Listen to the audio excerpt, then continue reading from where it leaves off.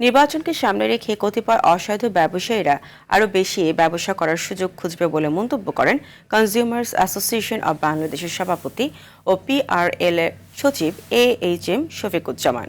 রংপুরে consumers association of বাংলাদেশের বিভাগীয় পর্যায়ে আয়োজিত food fortification and consumers rights শীর্ষক আলোচনার সভায় প্রধান অতিথির বক্তব্যে তিনি এসব কথা বলেন। এ সময় তিনি খোলা তেলের উৎপাদন সংক্রান্ত প্রচলিত আইন, ওষুধ সহ এর অহরহ বিক্রি বন্ধে সকলকে ঐক্যবদ্ধভাবে কাজ করার আহ্বান জানান। আমাদের জেগে উঠতে হবে। এই কনজিউমার রাইটস, দ্যাট মিনস একটা নাগরিকদের অধিকার।